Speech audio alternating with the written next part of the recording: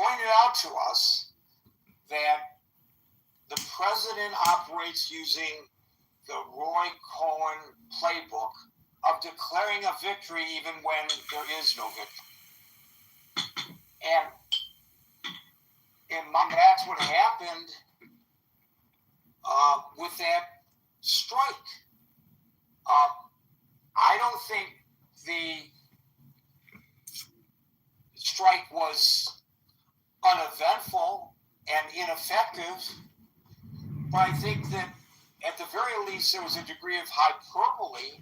I think among many people who are time critical thinking observers of both Iran and this president, the veracity of such a claim. Even if he had been accurate about it, he made the claim before there was a post-action analysis made. Sort of like when two people were shot and killed by federal agents in Minnesota, and before the first crime scene photo was taken,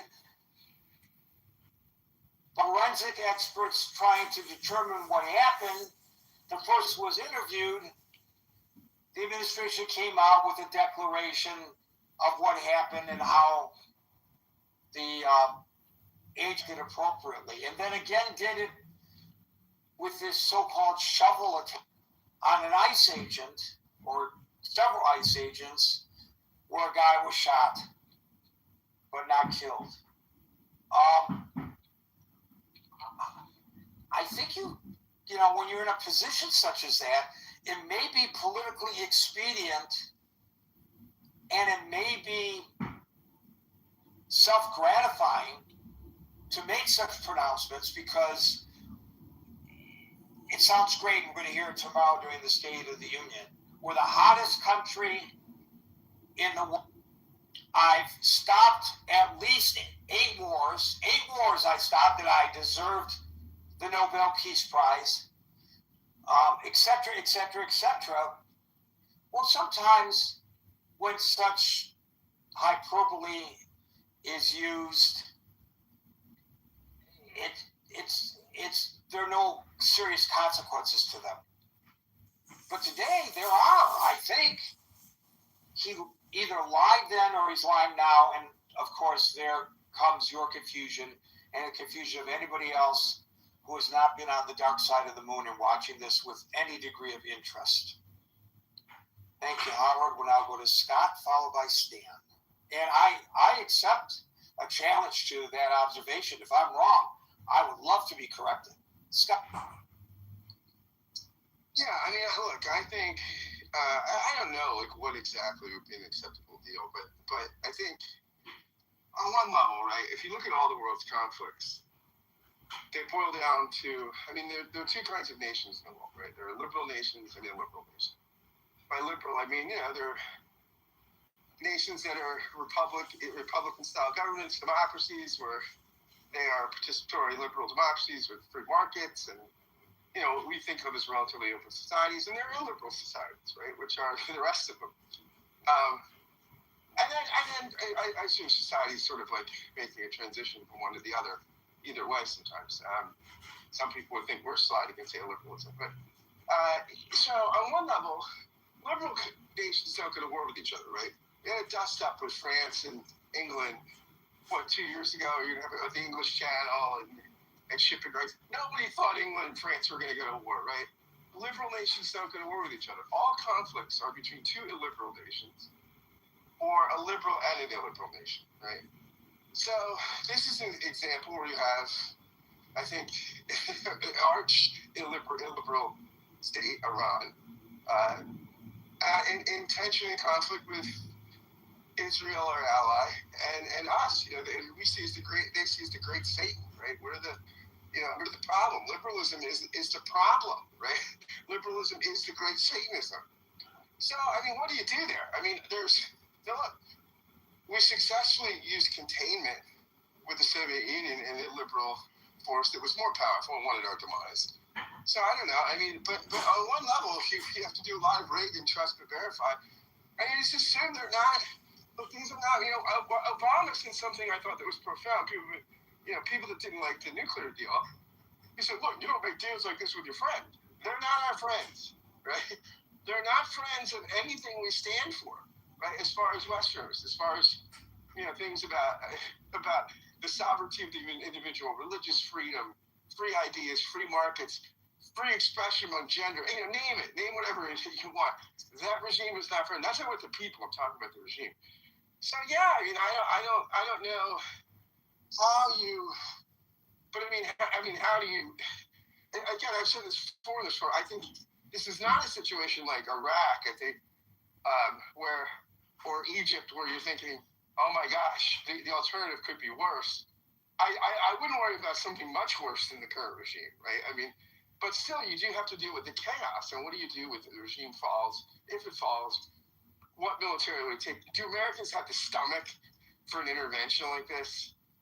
I mean, and the irony is Trump became president because of failed Middle Eastern interventionism, right? Because Bush Jr., pretty much ruined Bush family name through his sort of attempt at Middle Eastern nation building. This is why Trump came in, because he said, this kind of stuff is a bad idea. So, I don't know. I don't know. I guess all you can do is trust but verify. I don't know. Don't trust and verify, I guess, in this situation. Thanks, Gary. So in your mind, what could there be in such an agreement that would be palatable to the current administration? Yeah, I mean, I don't know. What are the characteristics involved, right? I mean, part of what Obama got, like we had their frozen money, right? And so they wanted access to that. We didn't give them money, like people said, that was a misconstrued what Obama did, but we had their assets frozen. We unfroze some of their assets. We didn't pay them off. We unfroze their assets. It's an incentive for them to scale back the nuclear program, to stop. But, they're going to do everything they can to get the nuclear program a weapon, right? I mean, come on. That's just, that's, they're going to do everything they can. So I don't know how you mitigate that stuff. I don't know. It's a great question, Gary. For better minds, but we have Wyckoff, who's a man of the world, and Jared Kushner. So, we're in great hands in that regard. Well, Kushner does get credit, a lot of the credit for the Abraham Accords. So who knows what he might be, what magic he's able to weave there in Geneva on Thursday. Stan, followed by El Normo. Sorry about that. So thank you for having this room.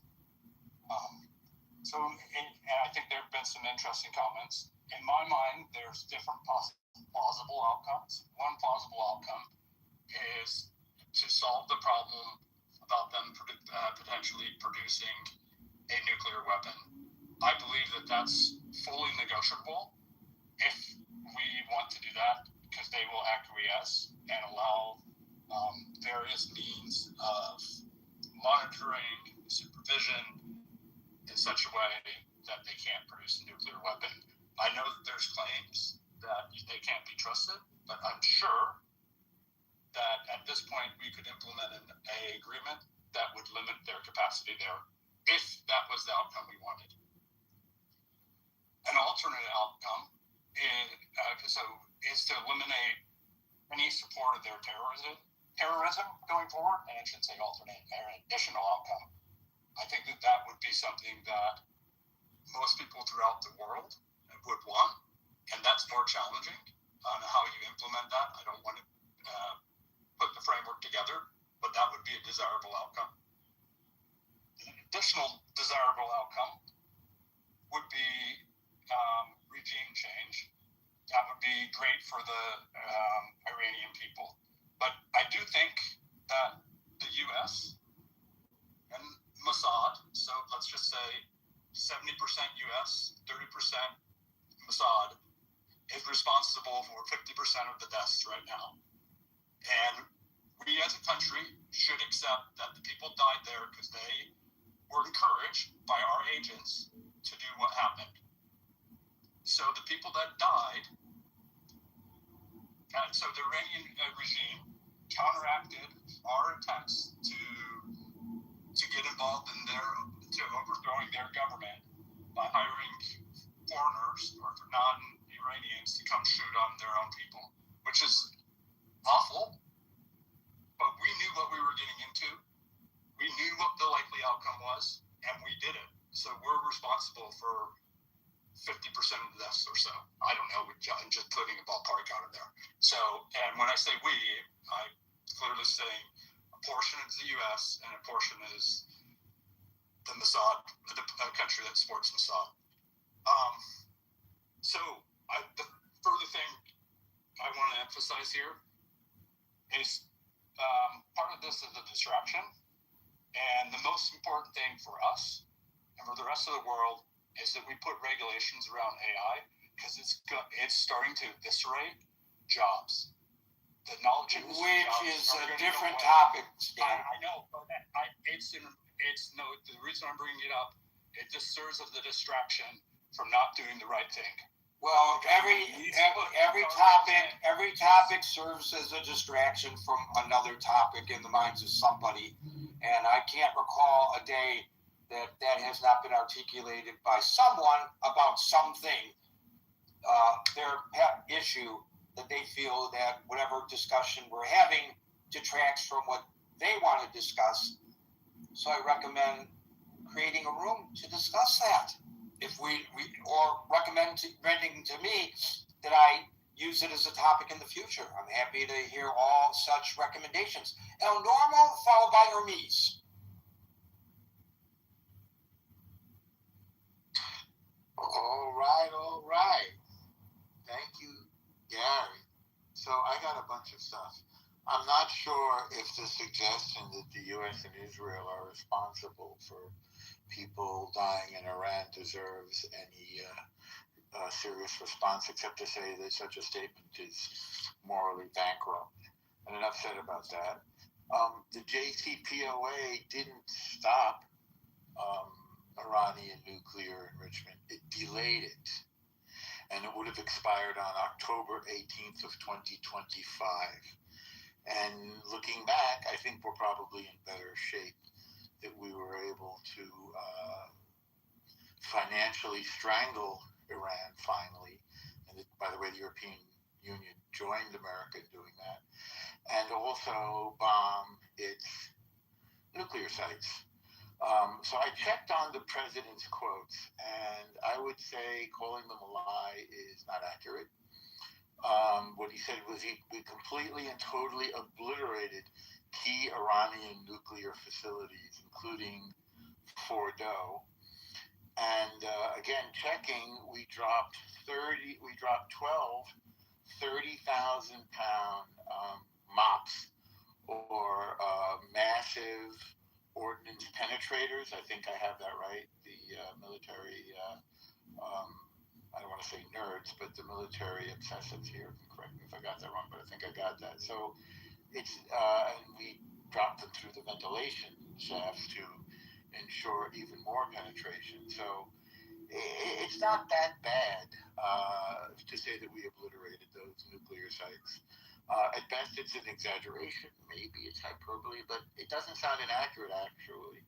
If you drop 12 of our most powerful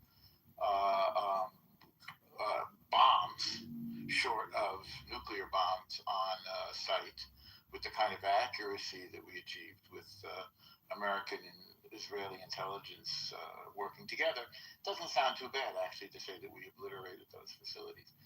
I want to also point out that Israel is the top target. Israel and the United States are the top the big state in the United States and the little state in Israel are the top targets of record for the Iranian genocide regime.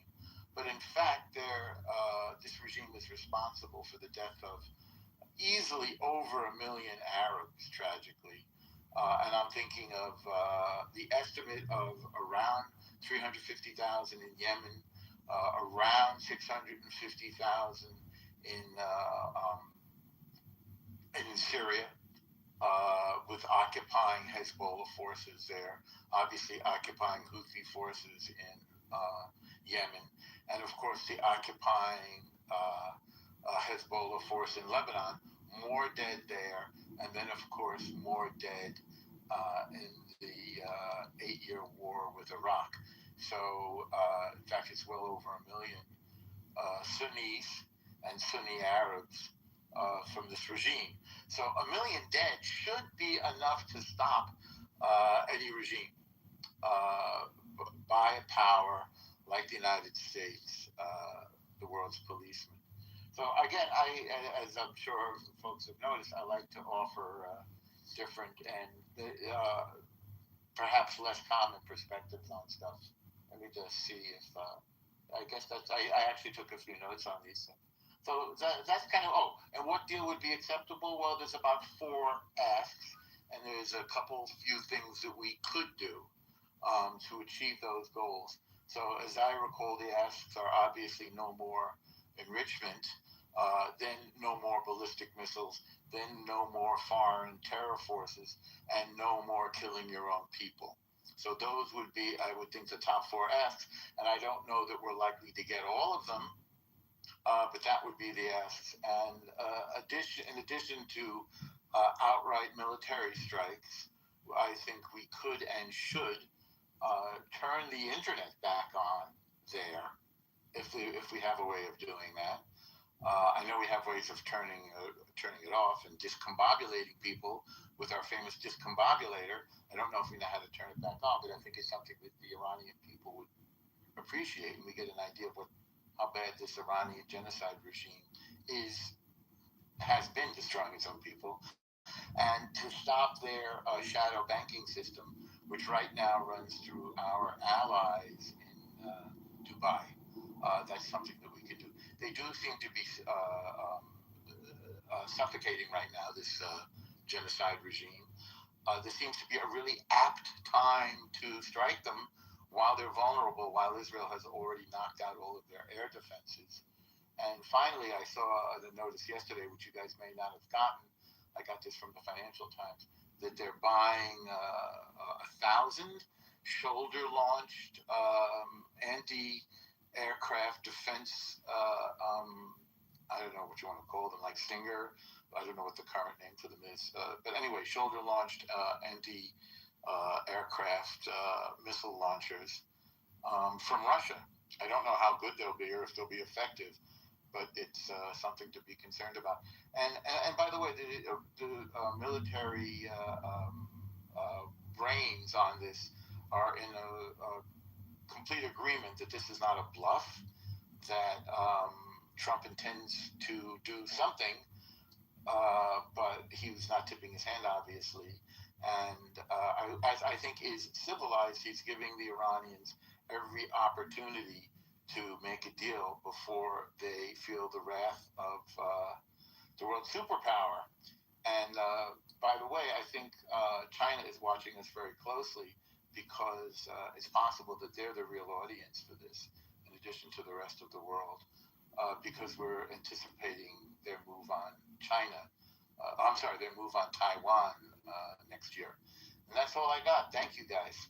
Thank you for that, El Normal. I will point out, since you challenged what Howard and I said, that you got to be a little more judicious. I think we need to be judicious in quoting the president, because he says a lot of things. Sometimes he does not complete thoughts, and you can cherry pick, I guess, whatever you want to refute what Howard said and I underscored. And I'm happy to provide some of the citations for this, but if you go to Wikipedia, which in itself cites sources, the U.S. forces attacked those 3 key nuclear facilities, and these attacks had, quote, completely and totally obliterated Iran's nuclear enrichment facilities and capacity. I think that's pretty unambiguous. So I don't think it's wrong to say that he either lied then or he's lying now, that it's necessary for us to eliminate or Iran to eliminate its nuclear enrichment program. The White House during that period described the operation as a resounding success, expressed confidence that Iran's enriched uranium stockpiles and enrichment infrastructure had been effectively destroyed. I see a third citation where senior U.S. officials argued that the attacks had taken away Iran's ability to produce a nuclear weapon and made the United States and its allies safer. So why are we moving all these military assets to the Middle East? To echo Howard's very prudent question, which was not debunked through one quote of the president. Bernice, followed by William. Thank you, Gary. There's been a lot said, and I want to give a little bit of a different perspective. As you guys asked, and I see all war is wrong. Some war is necessary, right? You need to defend yourself from an attacking country. But I don't know if you saw where these Buddhist monks were walking from Texas to D.C. It was Yeah, there was a lot of coverage of that. In fact, my news organization gave it coverage. Yeah, maybe we need to take a page from their playbook, so to speak, right? Maybe we need to at least maybe start considering the message that they were trying to spread. And what I always thought so amazing about that walk with the monks is when they would come into the towns, the people would just start bawling as soon as they would see them, right? And a psychologist, I guess, said that, well, we as humans, we identify pure good. And when we see it, in whatever form, right, we become emotional. But thank you, Gary, for the mic. Do you think that a bunch of Buddhist monks walking across Iran would reach the heart of the mullahs who are Islamists, fascists, fundamentalists, and get them to lay down their arms and their attempt to spread their form of Islam across the world? By the way, it's not just the Jews and the Christians that the mullahs hate. It's those who do not ascribe to their form of Islam, of course. But that's obscured sometimes in the discourse. But you think that if we, instead of dropping bombs, launched from those two aircraft carriers, trained Buddhist monks trained in parachuting, and dropped them over Iran, and they walked across Iran, that it would touch the heart of the regime and they would give up these aspirations? I would like to believe that, yes, I would. But I got a better idea, Gary. What if we take these monks and we make, like each one a world leader of every country? And see. Well, I don't know that we have the ability to do that, but thank you anyway, Hermes. It's nice that you are a dreamer, and I know you're not the only one. Did I come up with that? Or did somebody else come up with it first? William, followed by Brent. I actually agree with a lot of what you said and a lot of what Norm said. I don't think you can negotiate with Iran any more than you can negotiate with Putin. They want what they want. And I don't know that they will seriously be dissuaded. And if they claim that they're dissuaded, I don't believe they would actually live up to dropping what they want, which is to, as the theocratic regime, to oppress the people. I don't see that changing. And I also agree with you can't rely upon what Trump says. But he's the president where you have, so you have to at least listen to what he says and look for other sources of information to see what the hell is going on. So in that regard, which one of his pronouncements are truthful? That the uranium enrichment program in Iran was obliterated by our attacks, or that it needs to be ended through these negotiations or a subsequent attack if the negotiations are unsuccessful? Which is the truth after going through the secondary sources? I don't think either of them are truthful because I start with the presumption that everything that comes out of his mouth is lying, because most of the time he will contradict himself within the same speech or the same paragraph. I guess we'll see the State of the Union soon and see how much he ad-libs and contradicts himself there. But I don't see.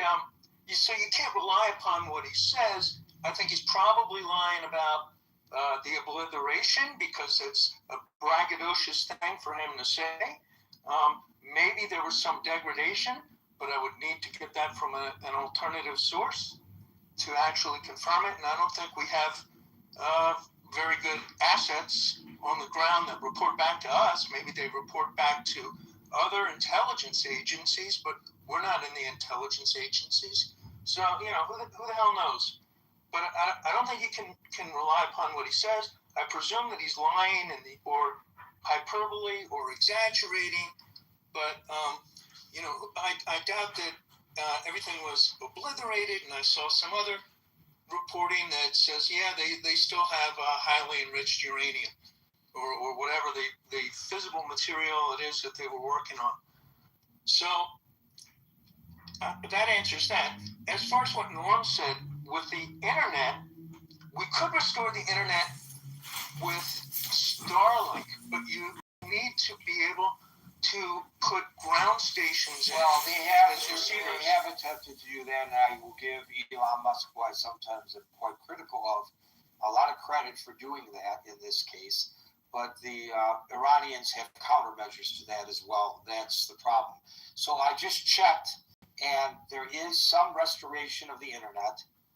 It's very sketchy, but the Iranian government, as technologically advanced as they are in these kinds of sciences or technologies, so too are the people, and they are using VPNs extensively to get their messages out. And that's why we've been seeing recently video that purports to be major clashes on university campuses. And I think that's about the best we can anticipate restoring at this particular point, Wayne.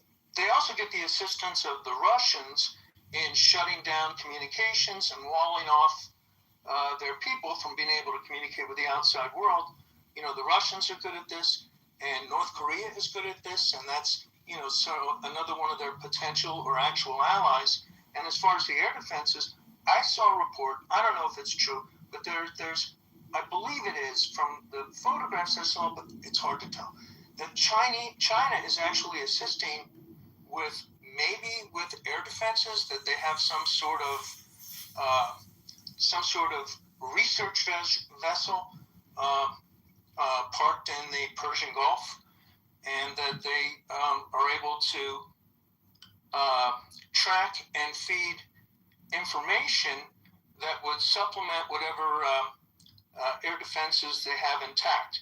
I don't know if Israel 100%, and I don't know if they were able to replenish those. I think they were using Russian S-300s, S-400s to track what was going on, but I don't know how many they have left or what they have left. But I think they are getting an assist from China.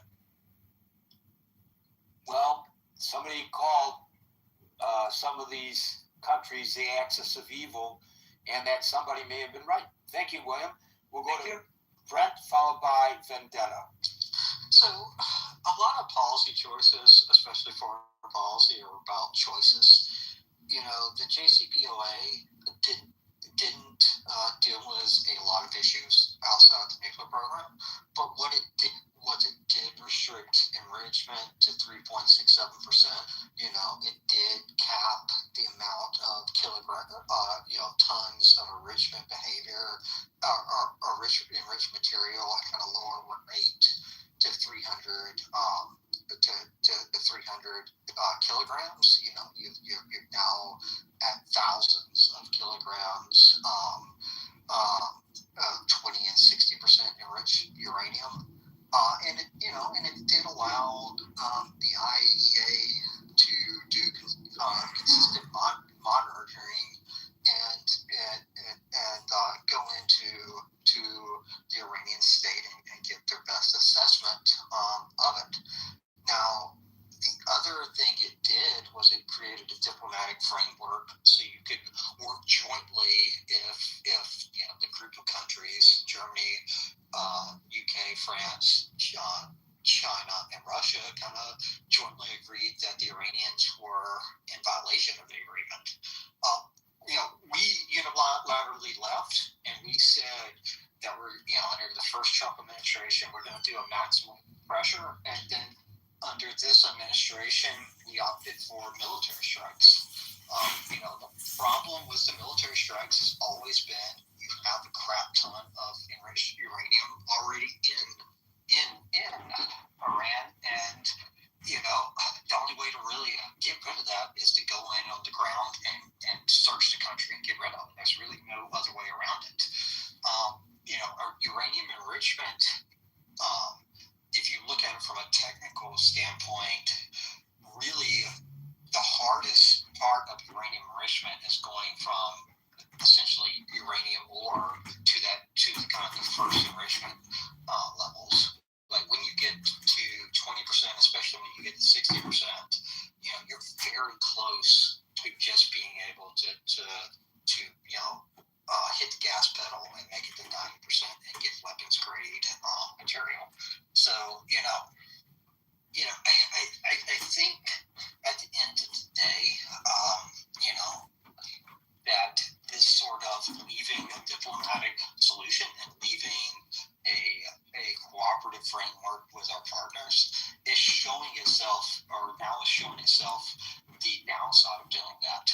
We are essentially alone besides Israel in the world in dealing with this problem. The Iranian state is closer than ever to a nuclear weapon than it's ever been in its history. And they're backed into a corner, and it's a really scary place for the world, and it's really a scary place for the Middle East. So I'll leave it there. Brett, there are a lot of people who are, thank you for that, very critical of the JCPOA. I was exchanging messages today with somebody who, I'll tell you who it was Avi Perry, who wanted to come here today and couldn't. And, he's kind of like our resident expert when he's available when it comes to the Middle East and Israel and Iran. And I opined that perhaps the Obama administration was more pragmatic in recognizing that if military activity, I wrote this as well, by the way, in the chat over the weekend, if military activity is off the table, because that's a big decision to make, then the diplomatic solution is all that's on the table, and that in spite of its various failings, the JCPOA at least was something. And his response was, it was the worst thing that could be done. It was horrible, blah, blah, blah, blah, blah. I'm not an expert, but I've done some research in preparation for today's discussion because I knew that there would be continued references to the JCPOA, which, for the uninitiated, stands for Joint Comprehensive Plan of Action. So that was a 2015 nuclear deal. Under it, Iran agreed to limit enrichment to 3.67% for civilian nuclear generation. 3.67%. After the United States withdrew from the deal in 2018 during the first Trump administration, Iran gradually increased the enrichment level. These are, by the way, IAEA figures, International Energy Agency figures I'm looking at. Iran initially increased enrichment to 20%, and then later to 60%. Those are the numbers. People can reach their own conclusions, and they can make whatever political statements they may want to make, aligning Mr. Obama and Mr. Biden and Mr. Trump based on their own partisan viewpoints. I'm just reading the facts as presented by the recognized authority, the United Nations International Atomic Energy Agency. Vendetta, followed by Dr. Francine. And folks, we are now at 5:59 Eastern Time. We are no longer inviting folks onto the stage, but in about 38 seconds, we will go into extra time. Okay, I lied. 2 seconds. It's now 6 o'clock. We are now into extra time so that everybody on the stage and the queue will have an opportunity to speak. So we'll go to Vendetta, followed by Dr. Hello, Gary, and everybody else. Firstly, I'm going to have to apologize because I'm behind the weak connection VPN because I'm talking from Tehran. GCPOA was something really. It was fresh blood into Islamic regime's body. That's what gave them power and bought them a lot of time to grow their proxies, also to work on their military tactics and everything, and expansions, and also certainly on their nuclear capabilities. So how do you reconcile your observation from inside the country, which is much better than anything that I could hope to present based on looking things up on the internet as I just have? But how do you reconcile that observation to what I just read from the United Nations International Atomic Energy Agency website? The fact of the matter is that we know our regime better than anyone else because we've lived with them. We know their personality, and we know that they're not an honest regime.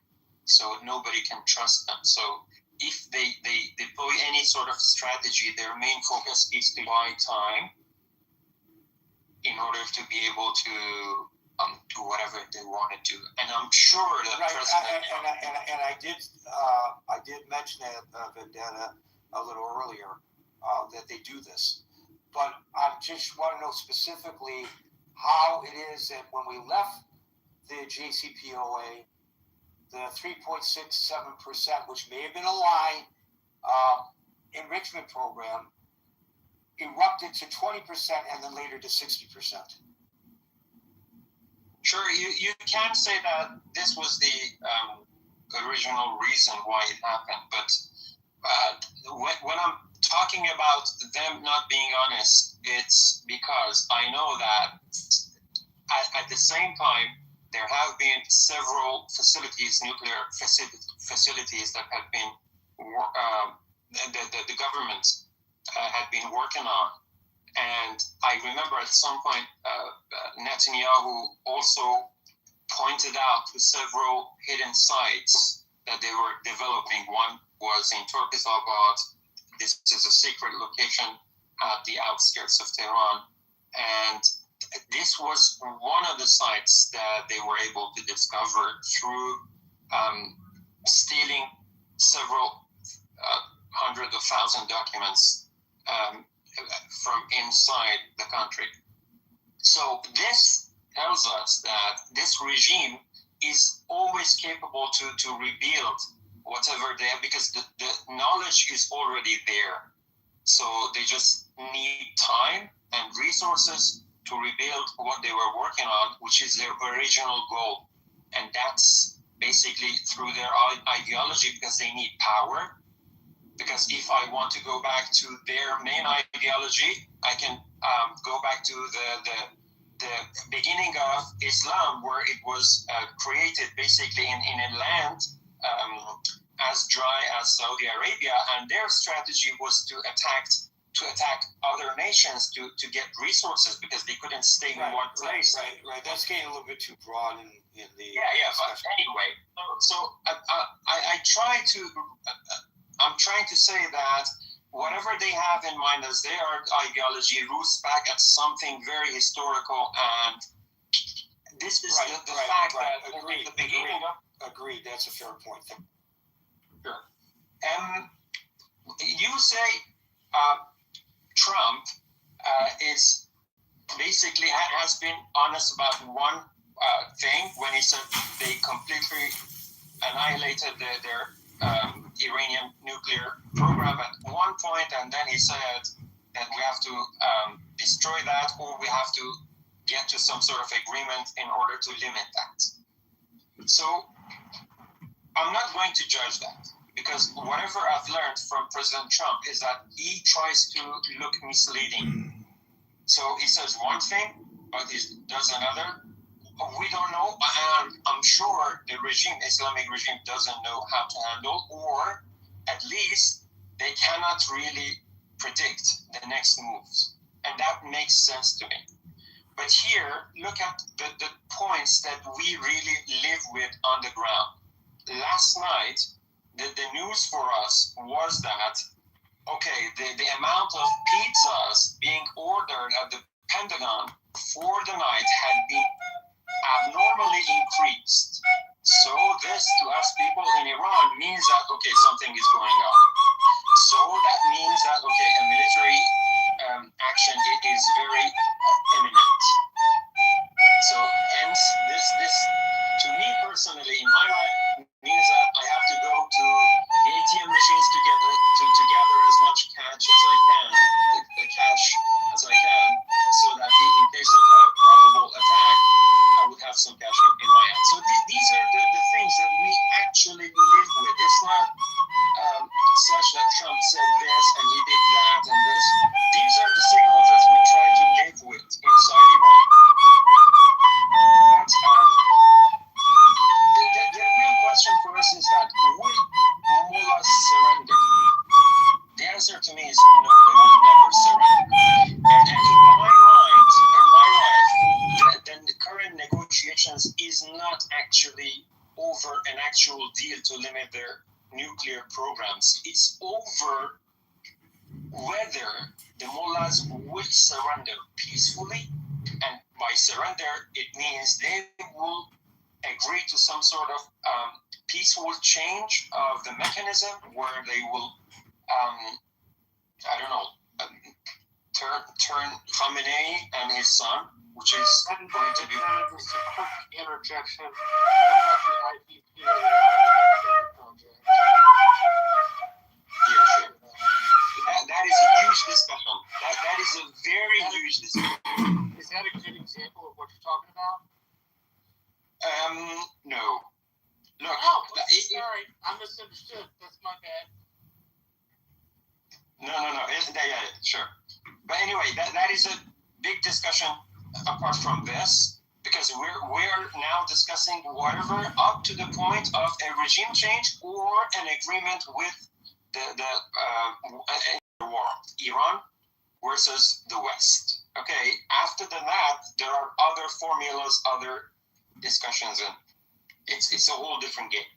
But I know for a fact that mullahs will not surrender, even though some part of the regime, especially the reformists, would basically be showing green signals to the West that they would be ready for a regime change if they would be in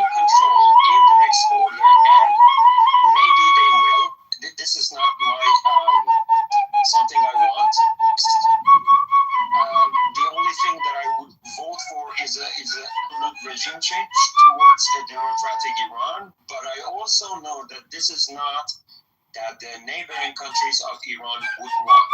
Like, for instance, in the case of, I don't know, I can name countries one by one, and I would say why they wouldn't want that. Turkey would come into competition based on the military and economical things with Iran. Arabs would be competing over the oil. Pakistan would be competing over military things. Russia is basically against that because to Russia, Iran is the cash cow. But I also know that if the West weakened Russia, they would first have to